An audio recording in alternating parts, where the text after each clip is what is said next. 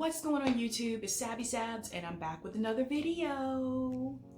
Alright guys, if you have been recently laid off or you are just looking for another job for other reasons, this video is going to be for you. I am going to tell you about the popular new job interviewing process, which is known as the one-way video interview. If you've never done one and you got one coming up, or you are currently about to interview, stay tuned. This video is for you. Before we get started, please don't forget to hit like and subscribe below, and I'll be right back. And I'm back. All right, so you have an interview coming up, but because of COVID-19, you can't actually go interview with your employer or your potential employer in person. What they are going to ask you to do most likely is what is called a one-way video interview. If you have never done one of these before, I'm going to tell you everything you need to know to prepare for one of these interviews. The most important tip to start this off with a bang. Number one, you need to make sure that you find a room in your home that is very quiet. This is very important because a lot of us live in places where we have rooms in our house that can just pick up road noise, a truck driving by, someone yelling outside. You don't want that to end up in your video interview. So you need to find the quietest room in your house to do your video interview. That is the number one most important thing that you need to do first. Number two, light. You need lighting. Now, as someone who has sat on both sides of a one-way interview, I've looked at admissions interviews for students applying to grad school, and I've also participated in a one-way video interview myself. One thing I can tell you when reviewing these videos, the first thing that really stands out to me is the lighting. I've seen video interviews where people are well lit and I can see their face, and I've seen video interviews where people are not well lit and they are in a dark room and I can't see their face. I don't know what they look like. Now, interviewers will pay close attention to this. They want to see the person that they're interviewing. They want to see the person that they may hire.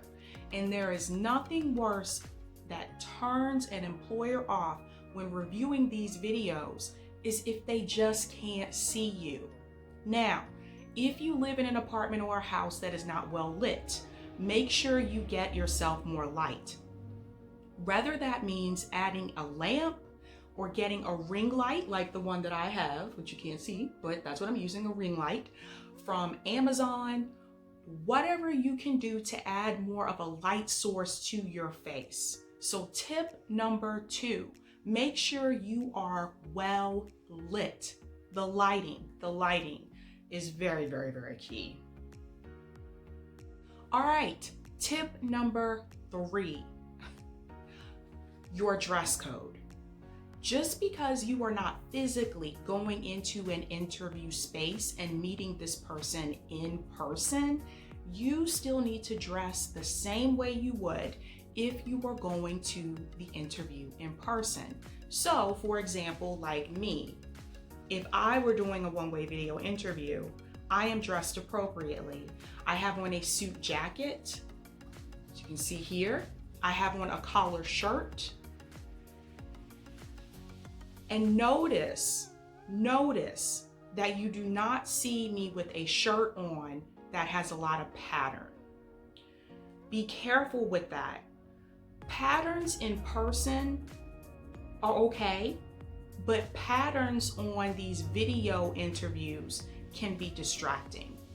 The only thing the employer is going to see is from here up, for the most part. But that gives me or leads me to another point that I want to add about your dress code. Now, studies show that if you are not fully dressed for the interview, when you do these video interviews, you will be more relaxed, more comfortable, and that will come across in the interview. So you want to be careful about that. Don't wear a suit jacket, a collar shirt, and your pajama bottoms, or a pair of shorts, or sneakers. Don't do that. It will affect your posture. That will come across on the video interview. Now, right now, if I had on high heels, naturally I would sit like this because the heels raise my feet and it puts me in this position. But if I have on sneakers, see the difference? See how my posture like changed? So you want to make sure you are fully dressed for the interview from head to toe. Full suit, collar shirt, or blouse. Don't use a lot of print. And make sure that you have on your dress shoes, your heels, or your dress shoes for guys as well. Tip number 4. What is in the background of your video? This is important. If you notice right now, if you look at my video, you basically just see what I'm sitting on, which is my couch. But let's be clear. Not all of us have this type of space, right? You might have pictures on the walls. You might have a throw pillow behind you. Make sure that all those other objects are removed from the video. You don't want anything in the background that is going to distract the employer from paying attention to you. You don't want a TV on in the background. You don't want like random stuffed animals or anything like that in the background. What you want is what you're sitting on and you. You want to have a solid space behind you as much as you can as possible. So no off the wall colors. You know, if you're in a room that has like a bright neon wall, that is not the best spot for you to do a video interview. Because again, having been on both sides of these types of interviews, it is distracting to the person that is actually reviewing your video. So make your background as plain as possible. You want the interview to have their full attention on you. Okay, another tip, and this is an interesting one, and this is the one that most people will have the most difficulty with if they have never done this before. A lot of these one-way video interviews like Spark, Hire, they're one of the softwares that some employers use for these types of videos. They have a mobile app, which they actually recommend you use that versus using the computer, okay? But when you do your video, your phone is going to be facing you in selfie mode, which means that you will be able to see yourself on the video as you're talking. That's a good thing that you can see yourself, but that is also a bad thing, because what typically tends to happen is that instead of looking at the camera, like I'm looking at you right now, it is not uncommon to have interviewees looking at their self. I'm gonna show you the difference. Now I'm looking at you. Right now I'm looking at myself. Being on the other side watching these videos, if you are not looking at the camera, the interviewer doesn't feel like you're talking to them. And they can lose you. What you're saying can easily get lost. That is something that I recommend that you try before you even start doing the video interview. Practice with your cell phone. Practice looking at your camera and not looking at yourself. Now, one of the reasons this is also difficult is because a lot of these video interviews have questions that are timed. One question may be 1 minute, one question may be 3 minutes.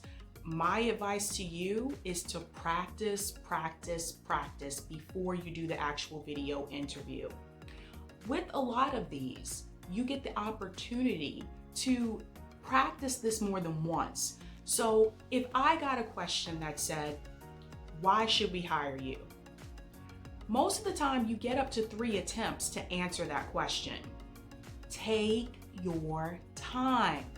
If you mess up the first time, that's okay. You get 2 more tries. So make sure you practice, and make sure that you practice being able to answer questions in a short time span. That trips people up a lot. They're trying to look at the time, so they forget to look at the camera, and you lose your interviewer in the process. So listen, interviewers don't want to hear your life story. They may have 7 or 10 questions for you to answer. Focus on answering the question, and then it'll be easier for you to look right at the camera, and you won't be distracted so much by the time. And for my final tip, and this is extremely important, because you are doing a video interview and you're not actually meeting someone in person, 9 times out of 10, you are less likely to send a thank you email. Whew. Not good. Always, always, always send a thank you email. Very, very, very important. Even for these one-way video interviews, you still need something that's going to set you apart from the other candidates that they're interviewing. And it could be something as simple as not sending a thank you email. Something that says, wow, this person really appreciated that I took the time out of my day to review their video interview. If you do not know how to make a thank you email, there are plenty of templates and samples on Google that can show you how to do that. But always, always, always follow up with a thank you email, even though you didn't meet the interviewer in person. That is one of my strongest tips here. So I hope that I was able to give you some tips that will help you in a one-way video interview and just helping you with the process just in general. But overall, out of everything I've told you today, what is very important is that if you want to be successful with these types of videos, you need to practice before you even start doing it. If you're not used to talking to your camera on your phone, practice. Do a little short video of yourself, just talking about yourself. Practice doing that. If you're not comfortable being on camera, practice being on camera. Some people don't like to see themselves on video. Fix your hair, do your makeup, but practice this stuff ahead of time before you start doing that one-way video. Otherwise, you will come across in the video as uncomfortable, awkward, and shaky. And the interviewer can definitely spot these things, and it will show them that you're not comfortable. But it also tells them that they didn't really prepare for this. All right, guys, that's all I have for you today. I hope all of you are staying at home and staying safe out there. And as I said before, you're gonna get more and more of these types of requests from companies asking you to do a one-way video interview instead of being able to come in and talk to them in person because of everything that's going on. So this is something I suggest that you practice again and you get comfortable with doing this, because this is likely to be the way that things will go for a while until we're able to physically be back in our respective workspaces. So that's it. I'll be back later on with more videos, but until then, bye.